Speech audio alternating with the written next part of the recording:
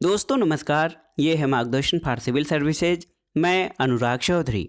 दोस्तों यूपीपीसीएस प्रारंभिक परीक्षा 2022 के लिए संभावित महत्वपूर्ण प्रश्नों के टेस्ट सीरीज के अंतर्गत प्रस्तुत है भारतीय संविधान एवं राज्य व्यवस्था के महत्वपूर्ण प्रश्नों का सेट। इसमें हम प्रश्नों को सॉल्व करते समय इसकी व्याख्या भी करते चलेंगे ताकि आप इसे आसानी से समझ सकें। दोस्तों ये प्रश्न यूपीपीसीएस प्रारंभिक परीक्षा के वर्तमान पैटर्न के अनुरूप है, इसलिए इन प्रश्नों को आप बहुत ही अच्छे से तैयार कीजिएगा। तो आइए शुरू करते हैं यूपीपीसीएस प्रारंभिक परीक्षा 2022 के लिए भारतीय संविधान एवं राज्य व्यवस्था के महत्वपूर्ण प्रश्नों का सेट। दोस्तों आज का जो सेट है इसका पहला प्रश्न देखिए, बहुत ही महत्वपूर्ण है। प्रश्न है कि कैबिनेट मिशन के संदर्भ में निम्नलिखित में कौन सा कथन सही है। तो देखिए पहला कथन है कि इसने एक संघीय सरकार की सिफारिश की थी। दूसरा कथन है कि इसने भारतीय न्यायालयों की शक्तियों का विस्तार किया। और तीसरा है कि इसने आईसीएस में और अधिक भारतीयों के लिए उपबंध किया। तो सही उत्तर क्या हो जाएगा दोस्तों? इसने एक संघीय सरकार की सिफारिश की थी। केवल कथन एक सही है, अन्य दोनों कथन सही नहीं हैं। तो ऑप्शन देख लीजिए, केवल एक। दोस्तों ऑप्शन ए आपका सही उत्तर हो जाएगा। इसकी व्याख्या देखते हैं। दोस्तों 1946 का कैबिनेट मिशन आप जानते हैं कि इसके द्वारा एक संघीय सरकार की सिफारिश की गई थी और शेष दोनों जो कथन हैं ये कैबिनेट मिशन के संदर्भ में सही नहीं है। तो याद रखिएगा, कैबिनेट मिशन 1946 में जो आया था इसने भारत के लिए एक संघीय सरकार की सिफारिश की थी। अगला प्रश्न है दोस्तों, बहुत ही महत्वपूर्ण है और ये प्रश्न स्टैटिक जीके में आता है। भारतीय संविधान सभा में कुल कितनी महिला सदस्यां थीं? तो देखिए बहुत ही महत्वपूर्ण है। ऑप्शन ए है 15, ऑप्शन बी 13, ऑप्शन सी 12 या ऑप्शन डी 10। तो सही उत्तर है भारतीय संविधान सभा में कुल 15 महिला सदस्य थीं। दोस्तों भारत की संविधान सभा में महिला सदस्यों की संख्या 15 थी और इनके नाम देखिए, अम्मू स्वामीनाथन, दक्षयानी वेलायुधन, जी दुर्गाबाई देशमुख, ये सभी मद्रास प्रेसिडेंसी थे, मद्रास प्रेसिडेंसी से। इसके अलावा हंसा मेहता बम्बई प्रेसिडेंसी से, रेणुका रे लीला रे पश्चिमी बंगाल से, और कमला चौधरी, पूर्णिमा बनर्जी, सुचिता कृपलानी, बेगम एजाज रसूल, सरोजनी नायडू, विजय लक्ष्मी पंडित, मालती चौधरी, ये सभी संयुक्त प्रांत से यानी उत्तर प्रदेश से, और राजकुमारी अमृत कौर मध्य प्रांत और बरार से, एनी मास्करेने त्रावणकोर कोचीन से। हालांकि संविधान सभा की प्रथम बैठक 9 दिसंबर 1946 को हुई थी। इसमें कुल 207 प्रतिनिधियों में केवल 9 महिलाएं इसमें उपस्थित थीं। तो याद रखिएगा दोस्तों, भारतीय संविधान में कुल महिला सदस्यों की संख्या 15 थी। अगला प्रश्न है, भारत को एक संविधान देने का प्रस्ताव संविधान सभा द्वारा पारित किया गया था कब? तो देखिए ऑप्शन है 22 जनवरी 1946, 22 जनवरी 1947, 20 फरवरी 1947 या 26 जुलाई 1946 को। तो सही उत्तर है दोस्तों 22 जनवरी 1947। देखिए ऑप्शन बी आपका सही उत्तर है। भारत को संविधान देने का प्रस्ताव संविधान सभा द्वारा 22 जनवरी 1947 को पारित किया गया था। और दोस्तों देखिए ये उद्देश्य प्रस्ताव था जिसमें संविधान सभा में भारत को एक संविधान देने संबंधी उद्देश्य प्रस्ताव पंडित जवाहरलाल नेहरू द्वारा 13 दिसंबर 1946 को प्रस्तुत किया गया था, जो कि संविधान सभा द्वारा सर्वसम्मति से 22 जनवरी 1947 को पारित किया गया था। डेट याद रखिएगा। और दोस्तों यही उद्देश्य प्रस्ताव अंत में संविधान की उद्देशिका का आधार बना था। अगला प्रश्न है, बहुत ही महत्वपूर्ण प्रश्न है दोस्तों, निम्नलिखित में से कौन संविधान प्रारूप समिति के सदस्य थे? तो आप जानते हैं प्रारूप समिति में दोस्तों डॉक्टर अंबेडकर और 6 अन्य मूल सदस्य थे। हालांकि इसमें 2 सदस्यों में थोड़ा परिवर्तन भी हुआ था। ऑप्शन देख लेते हैं, एन गोपाल स्वामी, जवाहरलाल नेहरू, अल्लाद कृष्ण स्वामी अय्यर और सरदार पटेल। तो सही उत्तर है दोस्तों एन गोपाला स्वामी और दोस्तों अल्लाद कृष्ण स्वामी अय्यर। तो 1 और 3 1 और 3 जो हैं ये संविधान की प्रारूप समिति यानी ड्राफ्ट कमेटी के सदस्य थे। विस्तार में अगर जो देखें तो संविधान प्रारूप या पांडुलेखन समिति जो थी उसमें डॉक्टर अंबेडकर इसके अध्यक्ष थे। इनके अतिरिक्त 6 अन्य मूल सदस्य थे। Alladi Krishnaswami Ayyar, K M. Munshi, Mohammad Saadulla, N. Gopalaswami Ayyangar, D P. Khaitan और बी.एल. मित्रा। दोस्तों 1948 में डी.पी. खेतान की मृत्यु के बाद टी.टी. कृष्णमाचारी प्रारूप समिति के सदस्य बने, जबकि खराब स्वास्थ्य के कारण बी.एल. मित्रा के स्थान पर एन. माधवराव शामिल किए गए थे। तो याद रखिएगा, संविधान की प्रारूप समिति में कुल 7 सदस्य थे। इसके अध्यक्ष डॉक्टर भीमराव अंबेडकर थे। एक प्रश्न ये भी पूछता है कि संविधान की प्रारूप समिति में डॉक्टर अंबेडकर सहित कितने सदस्य थे और डॉक्टर अंबेडकर को छोड़कर कितने सदस्य थे। तो आप इसको अच्छे से तैयार कर लीजिएगा। अगला प्रश्न है, निम्नलिखित में से संविधान सभा की संघ संविधान समिति का अध्यक्ष कौन था। ऑप्शन है बी.आर. अंबेडकर, जे.बी. कृपलानी, जवाहरलाल नेहरू या अल्लादी कृष्ण स्वामी अय्यर। तो सही उत्तर है ऑप्शन सी, जवाहरलाल नेहरू। दोस्तों संविधान सभा की संघ संविधान समिति के अध्यक्ष पंडित जवाहरलाल नेहरू थे। इसके अतिरिक्त वे संविधान सभा की प्रांतीय यानी रियासत समिति और संघ शक्तियों समिति के भी अध्यक्ष थे। संविधान सभा की अन्य प्रमुख समितियों में डॉक्टर राजेंद्र प्रसाद प्रक्रिया के नियमों पर समिति, संचालन समिति, वित्तीय एवं कार्मिक समिति और राष्ट्रीय ध्वज पर तदर्थ समिति के, और सरदार पटेल मूल अधिकार, अल्पसंख्यक और जनजाति क्षेत्र पर सलाहकार समिति और इसकी मूल अधिकारों पर उप समिति के जे.बी. कृपलानी, अल्पसंख्यकों पर उप समिति के एच.सी. मुखर्जी और जनजाति क्षेत्र की उप समिति के अध्यक्ष गोपीनाथ बारदोलोई थे। और प्रांतीय संविधान समिति दोस्तों पट्टाभी सीतारामैया और सदन समिति के, जी.वी. मावलंकर संविधान सभा के प्राकार्यों पर समिति के, और अल्लादी कृष्ण स्वामी अय्यर संविधान के प्रारूप के परीक्षण हेतु विशेष समिति के प्रत्यायक समिति के अध्यक्ष थे। तो याद रखिएगा, संविधान सभा की संघ संविधान समिति के अध्यक्ष जो है पंडित जवाहरलाल नेहरू थे। अगला प्रश्न है दोस्तों, सूची 1 का सूची 2 के साथ सुमेलन कीजिए और दिए गए कोड के आधार पर सही उत्तर का चयन कीजिए। Indian council act 1909। दोस्तों इंडियन काउंसिल एक्ट 1909 ये मार्ले मिंटो सुधार, देखिए इसमें दोस्तों मार्ले मिंटो सुधार जो है इससे संबंधित है। इंडियन काउंसिल एक्ट पहले का 4 हो जाएगा। भारत सरकार अधिनियम 1919, तो आप देख सकते हैं ये मॉन्टेग्यू चेम्सफोर्ड सुधार पर आधारित था। भारत सरकार अधिनियम 1935 जो था दोस्तों ये साइमन कमीशन रिपोर्ट तथा संयुक्त प्रवर समिति की सिफारिशों पर आधारित था। और दोस्तों स्वाधीनता अधिनियम 1947 जो था ये माउंट बेटन प्लान पर आधारित था। तो इस तरह से सही जो ऑप्शन हो जाएगा, सही क्रम हो जाएगा वो आपका 4, 3, 2 और 1।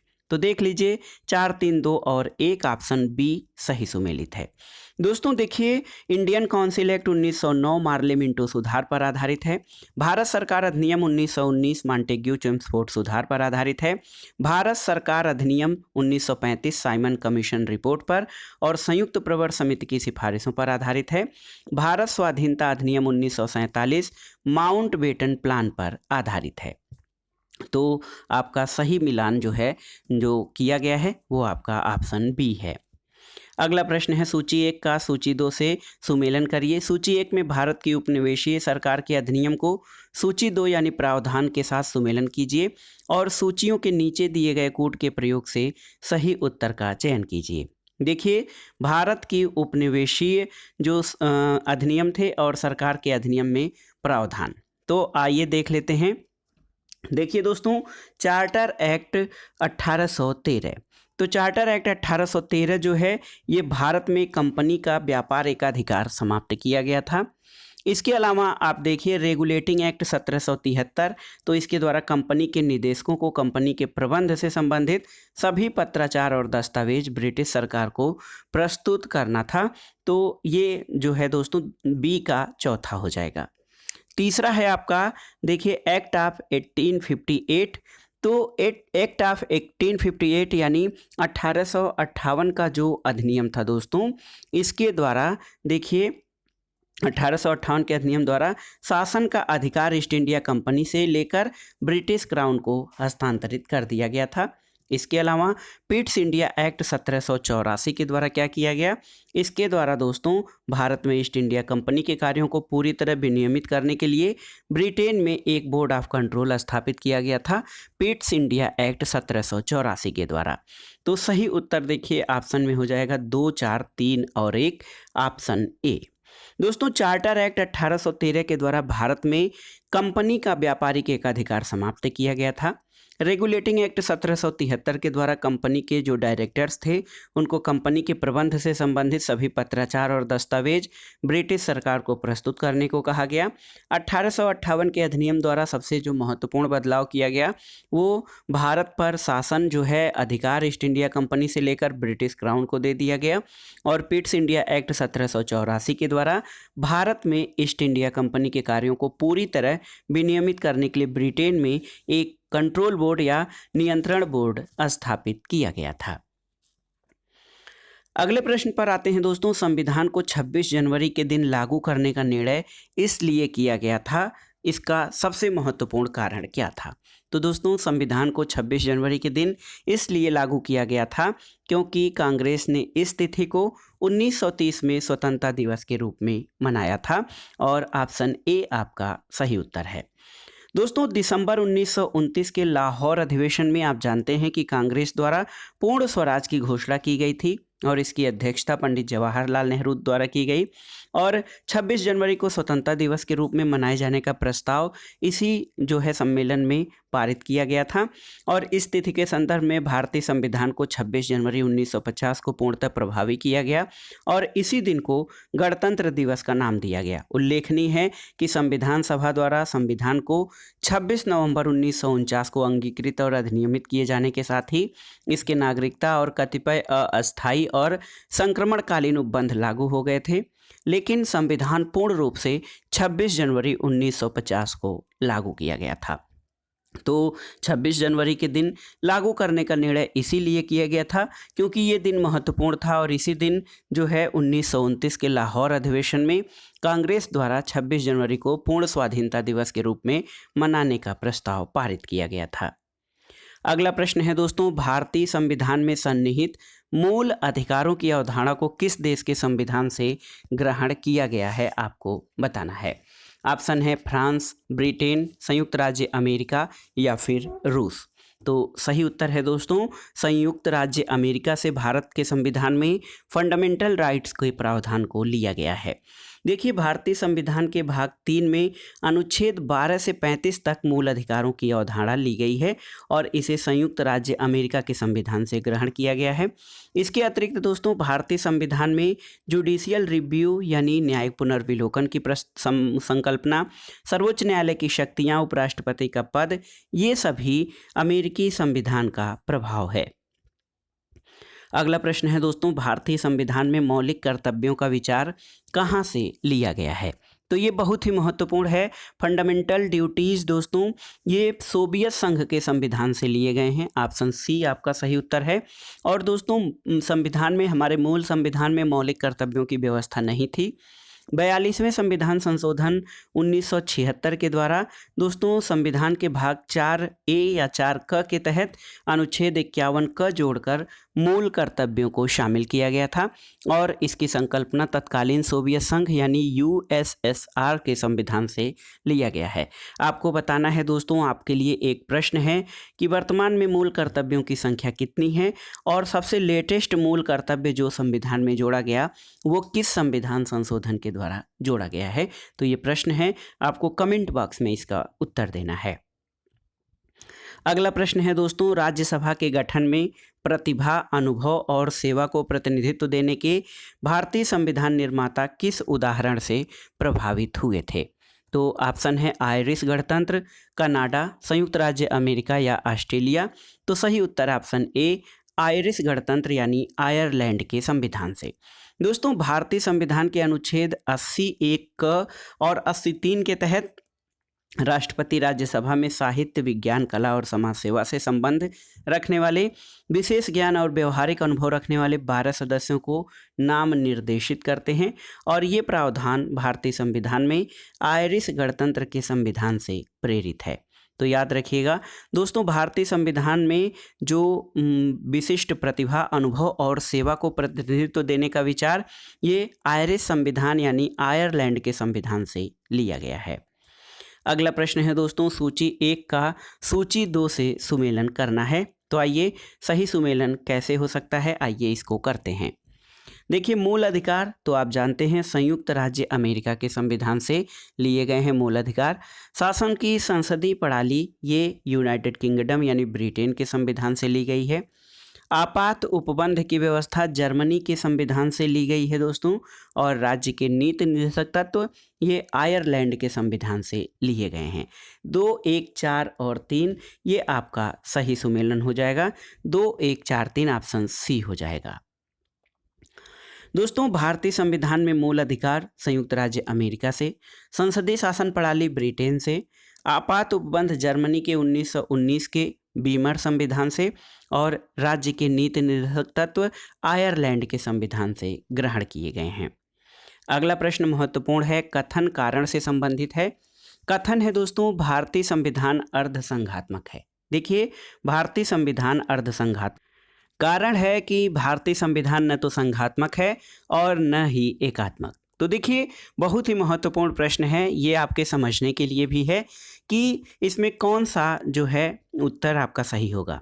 कथन देख लीजिए, कथन का परीक्षण कीजिए कि भारतीय संविधान अर्धसंघात्मक है। दोस्तों, भारतीय संविधान न तो पूर्ण रूप से संघात्मक है न ही पूर्ण रूप से एकात्मक है, ये वस्तुतः अर्धसंघात्मक या प्रबल एकात्मक प्रवृत्ति वाला परिसंघीय संविधान है। तो देखिए, ये आपका कथन सही है कि भारतीय संविधान अर्धसंघात्मक है।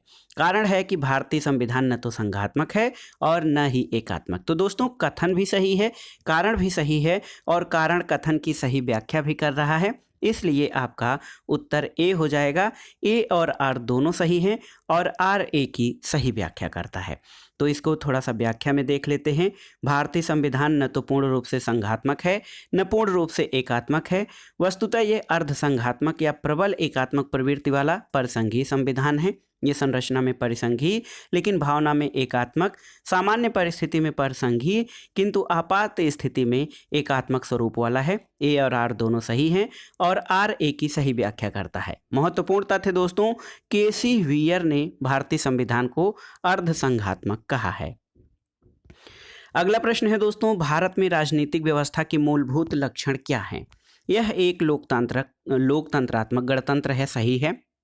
इसमें संसदात्मक रूप की सरकार है, ये भी सही है। सर्वोच्च सत्ता भारत की जनता में निहित है, ये भी सही है। और यह एक एकीकृत शक्ति का प्रावधान करती है, तो ये सही नहीं है। इसमें 1, 2, 3 ये तीनों कथन आपके सही हैं। ऑप्शन बी सही उत्तर हो जाएगा। दोस्तों देखिए, भारत में राजनीतिक व्यवस्था के मूलभूत लक्षणों में देखा जाए तो ये एक लोकतंत्रात्मक गणतंत्र है, संसदात्मक रूप की सरकार है, सर्वोच्च सत्ता जनता में निहित है। यहाँ अध्यक्षात्मक या राजतंत्र व्यवस्था के स्थान पर संसदीय शासन प्रणाली को अपनाया गया है और इस प्रकार पहले 3 कथन सही हैं। चौथा कथन सही नहीं है क्योंकि भारत की राजनीतिक व्यवस्था में शक्तियों का संघ और राज्यों में विभाजन किया गया है और सामान्य तौर पर एकीकृत शक्ति का प्रावधान नहीं करता है। अगला प्रश्न है दोस्तों, संविधान की उद्देशिका के संबंध में निम्न कथनों पर विचार कीजिए और दिए गए कूट की सहायता से बताइए कि इनमें कौन से सही हैं। पहला कथन है कि पंडित नेहरू द्वारा प्रस्तुत ऑब्जेक्टिव प्रस्ताव अंततोगत्वा उद्देशिका बना था, ये आपका सही है। इसकी प्रकृति न्याय योग्य नहीं है, ये भी सही है। इसका संशोधन नहीं किया जा सकता है, तो ये सही नहीं है क्योंकि जो है प्रस्तावना का संशोधन किया जा सकता है और संविधान के विशिष्ट प्रावधानों को ये रद्द नहीं कर सकती है, ये भी सही है। विशिष्ट प्रावधानों का मतलब आधारभूत संरचना के सिद्धांत से है। तो इसमें देखिए 1, 2, 4 सही हैं, ऑप्शन बी आपका सही उत्तर हो जाएगा।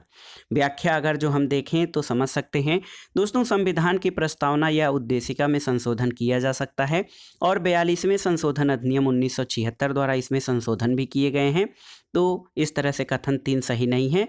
पंडित नेहरू द्वारा संविधान सभा में 13 दिसंबर 1946 को प्रस्तुत उद्देश्य प्रस्ताव ही संविधान की उद्देशिका का रूप ग्रहण किया, जिसे संविधान सभा ने 22 जनवरी 1947 को स्वीकृति दी थी। और साथ ही उद्देशिका की प्रकृति न तो न्याय योग्य है, अर्थात ये न्यायालय में प्रवर्तनीय नहीं है, और न ही यह संविधान के विशिष्ट प्रावधानों को रद्द ही करता है। तो याद रखिएगा दोस्तों, भारतीय संविधान की उद्देशिका से संबंधित जो कथन 1, 2 और 4 हैं वो सही हो जाएंगे। ऑप्शन बी आपका सही उत्तर है। अगला प्रश्न है, निम्नलिखित विवादों से किसमें सर्वोच्च न्यायालय ने प्रस्तावना को भारतीय संविधान की मौलिक संरचना का भाग स्वीकार किया है? ऑप्शन है बेरुवाड़ीवाद, ए.के. गोपालनवाद, प्रिवी परसेज विवाद या केशवानंद भारतीवाद। तो सही उत्तर है ऑप्शन डी, केशवानंद भारतीवाद। दोस्तों, केशवानंद भारतीवाद 1973 का केस है और भारतीय संविधान में बहुत ही महत्वपूर्ण है। दोस्तों, केशवानंद भारती बनाम केरल राज्यवाद में सर्वोच्च न्यायालय के 13 न्यायाधीशों की संविधान पीठ में अधिकांश न्यायाधीशों ने प्रस्तावना यानी प्रियम्बुल को भारतीय संविधान की मौलिक संरचना या आधारभूत संरचना का भाग स्वीकार किया है। सर्वोच्च न्यायालय ने संविधान सभा के वाद विवाद का हवाला देते हुए कहा कि प्रस्तावना संविधान का अंग है और संविधान को प्रस्तावना में अभिव्यक्त उदात्त बुनियादी तत्वों के प्रकाश में पढ़ा जाना चाहिए और उसका उसी हिसाब से निर्वचन यानी व्याख्या की जानी चाहिए। बाद में यह सार्वभौमई बनाम भारत संघ के बाद 1994 में भी सर्वोच्च न्यायालय ने उद्देशिका को संविधान का अभिन्न भाग माना है। अगले प्रश्न पर आते हैं दोस्तों, भारतीय संविधान की प्रस्तावना में समाजवादी तथा पंथ निरपेक्ष शब्द किस संशोधन के द्वारा जोड़े गए हैं? तो सही उत्तर है 42वें संविधान संशोधन द्वारा। दोस्तों, 26 नवंबर 1949 को भारत की संविधान सभा द्वारा अंगीकृत और 26 जनवरी 1950 को संविधान लागू होने समय भारत के संविधान की मूल प्रस्तावना में कहा गया था कि हम भारत के लोग भारत को एक संपूर्ण प्रभुत्व संपन्न लोकतंत्रात्मक गणराज्य बनाने के लिए और इस संविधान को अंगीकृत, अधिनियमित और आत्मार्पित करते हैं। इस तरह से शुरुआती भावना थी प्रस्तावना की, लेकिन 42वें संविधान संशोधन द्वारा इसमें प्रभुत्व संपन्न के बाद समाजवादी, पंथ निरपेक्ष और आगे इसी में एकता और अखंडता शब्द जोड़े गए थे। तो अखंडता शब्द जोड़ा गया था, तो 3 शब्द जोड़े गए थे संविधान की प्रस्तावना में 42वें संविधान संशोधन 1976 के द्वारा। अगला प्रश्न है दोस्तों, निम्नलिखित में से कौन एक भारतीय संविधान के उद्देश्यों को प्रतिबिंबित करता है? ऑप्शन है मौलिक अधिकार, संविधान की प्रस्तावना, राज्य के नीति निर्देशक तत्व या फिर संसद। तो सही उत्तर है दोस्तों, भारतीय संविधान के उद्देश्यों को संविधान की प्रस्तावना प्रतिबिंबित करती है। भारतीय संविधान की प्रस्तावना में संविधान के आदर्शों और उद्देश्यों की रूपरेखा प्रस्तुत की गई है।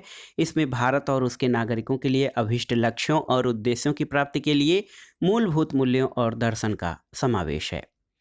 अगले प्रश्न पर आते हैं दोस्तों। प्रश्न है कि भारतीय संविधान का कौन सा भाग संविधान की आत्मा कहलाता है? तो ये प्रश्न आसान सा है दोस्तों। भारतीय संविधान की उद्देशिका या प्रस्तावना को संविधान की आत्मा कहा जाता है। ऑप्शन सी आपका सही उत्तर है। दोस्तों, भारतीय संविधान की उद्देशिका के उदात्त और मूलभूत मूल्य और दर्शन पूरे संविधान के सारांश और आदर्शों और लक्ष्यों को अभिव्यक्त करते हैं, इसलिए भारतीय संविधान की उद्देशिका को संविधान की आत्मा कहा जाता है। ठाकुरदास भार्गव के अनुसार उद्देशिका संविधान का सबसे मूल्यवान भाग और इसकी आत्मा है। अर्नेस्ट बार्कर ने इसे संविधान की कुंजी कहा है और बेरुवाड़ी मामले में सर्वोच्च न्यायालय ने माना कि उद्देशिका संविधान निर्माताओं के मन की कुंजी है। यदि पूरे संविधान के संदर्भ में ये प्रश्न आता है तो उस उद्देशिका को ही संविधान की आत्मा माना जाएगा। हालांकि मूल अधिकारों और डॉक्टर अंबेडकर के कथन के संदर्भ में इस प्रश्न का उत्तर संवैधानिक उपचारों का अधिकार होगा, क्योंकि डॉक्टर अंबेडकर ने संविधान के अनुच्छेद 32 के तहत मूल अधिकार को और दोस्तों संवैधानिक उपचारों के अधिकार को संविधान का हृदय और आत्मा कहा था, लेकिन सामान्य रूप से संविधान की आत्मा संविधान की प्रस्तावना है। अगला प्रश्न है, भारतीय संविधान को कितने भागों में विभाजित किया गया है? तो सही उत्तर है 22 भागों में।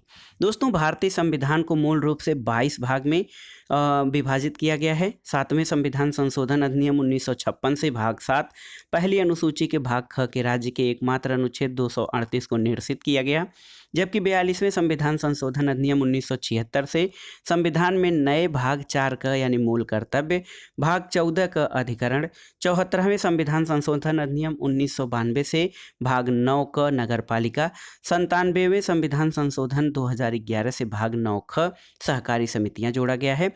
फिर भी संविधान में कुल भागों की संख्या 22 ही है। अन्य भाग क ख करके जोड़े गए हैं, लेकिन देखा जाए तो भारतीय संविधान में कुल 22 भाग हैं। अगला प्रश्न है, निम्नलिखित कथनों पर विचार कीजिए और दिए गए कूट के आधार पर सही उत्तर का चयन कीजिए। भारत के संविधान में 20 भाग हैं, ये सही नहीं है। भारत के संविधान में कुल 390 अनुच्छेद हैं, ये भी सही नहीं है। भारत के संविधान में 9वीं, 10वीं, 11वीं और 12वीं अनुसूचियों को संविधान संशोधन द्वारा जोड़ा गया है, तो ये आपका सही है। देखिए कूट में सही उत्तर हो जाएगा ऑप्शन सी, केवल कथन 3 सही है। दोस्तों कहा गया है कि भारतीय संविधान में 20 भाग हैं, गलत है, क्योंकि भारतीय संविधान में 22 भाग हैं और अनुच्छेदों की संख्या 395 अनुच्छेद हैं। इसके अलावा दोस्तों देखिए तीसरा कथन इसलिए सही हो जाएगा क्योंकि मूल संविधान में अनुसूचियां 8 थीं। 9वीं अनुसूची पहले संविधान संशोधन द्वारा और दोस्तों 10वीं अनुसूची 52वें संविधान संशोधन अधिनियम से, 11वीं अनुसूची 73वें संविधान संशोधन से और 12वीं अनुसूची 74वें संविधान संशोधन अधिनियम से संविधान में शामिल की गई है। तो याद रखिएगा दोस्तों, भारत के संविधान में 9वीं, 10वीं, 11वीं और 12वीं अनुसूचियों को संविधान संशोधन के द्वारा जोड़ा गया है। अगला प्रश्न है दोस्तों, सूची 1 का सूची 2 के साथ सुमेलन करना है। देखिए मौलिक अधिकार, देखिए मौलिक अधिकार या फंडामेंटल राइट्स दोस्तों ये संविधान के भाग 3 में वर्णित हैं। मौलिक कर्तव्यों का समावेश संविधान के भाग 4A या 4क में किया गया है। संघ, तो देखिए संघ का प्रावधान संविधान के भाग 5 में है और आपात उपबंध भारत के संविधान के 18वें भाग में उल्लिखित हैं। तो सही उत्तर क्या हो जाएगा, सही मिलान हो जाएगा ऑप्शन ए 2, 1, 4 और 3। दोस्तों मौलिक अधिकार संविधान के भाग 3 में, मौलिक कर्तव्य भाग 4क में, संघ संबंधी प्रावधान भाग 5 में और आपात उपबंध संविधान के भाग 18 में वर्णित हैं। अगला प्रश्न है दोस्तों, निम्नलिखित राज्यों के निर्माण का सही आरोही क्रम क्या है? तो उत्तर क्या हो जाएगा दोस्तों, सही आरोही क्रम हो जाएगा नागालैंड, मेघालय, सिक्किम और अरुणाचल प्रदेश। अगर जो सन की व्याख्या करें तो आप जान सकते हैं नागालैंड को 1 दिसंबर 1963, देखिए 1963 नागालैंड को 1 दिसंबर 1963 को असम से अलग करके, दोस्तों मेघालय को 21 जनवरी 1972, तो यहाँ पे 1972 हो जाएगा और मेघालय का निर्माण दोस्तों मणिपुर और त्रिपुरा के साथ 21 जनवरी 1972 को। सिक्किम को दोस्तों 1975 में, आप जानते हैं पहले ये सह राज्य का दर्जा इसको दिया गया, लेकिन 1975 में 36वें संविधान संशोधन द्वारा भारत का ये 22वां राज्य बना। इसके बाद दोस्तों अरुणाचल प्रदेश को मिजोरम के साथ 20 फरवरी 1987 में पूर्ण राज्य का दर्जा दिया गया और इसके अतिरिक्त हरियाणा का गठन पंजाब को विभाजित करके 1 नवंबर 1966 को किया गया था। तो याद रखिएगा नागालैंड 1963 में, मेघालय 1972, सिक्किम 1975 और अरुणाचल का जो निर्माण है 1987 में किया गया। तो ऑप्शन ए आपका सही उत्तर हो जाएगा। तो दोस्तों ये था आज का प्रैक्टिस सेट। यूपीपीसीएस प्रारंभिक परीक्षा 2022 के लिए संभावित अति महत्वपूर्ण प्रश्नों का टेस्ट संख्या 5 था ये, जिसमें आपने भारतीय राज्य व्यवस्था के महत्वपूर्ण प्रश्नों को सॉल्व किया। ये प्रश्न यूपीपीसीएस प्रारंभिक परीक्षा के साथ साथ आरओ यानी समीक्षा अधिकारी, सहायक समीक्षा अधिकारी, लोअर पीसीएस, इसके अलावा अधीनस्थ सेवा चयन आयोग द्वारा आयोजित परीक्षाओं के साथ साथ बीपीएससी यानी Bihar PCS, MP PCS, Rajasthan PCS आदि के लिए बहुत ही उपयोगी है। आप इन प्रश्नों को तैयार कर लीजिएगा। वीडियो आपको कैसा लगा हमें कमेंट बॉक्स में ज़रूर बताइएगा। वीडियो को लाइक करें, शेयर करें और इस चैनल मार्गदर्शन फॉर सिविल सर्विसेज को सब्सक्राइब करें। वीडियो देखने के लिए धन्यवाद दोस्तों, नमस्कार।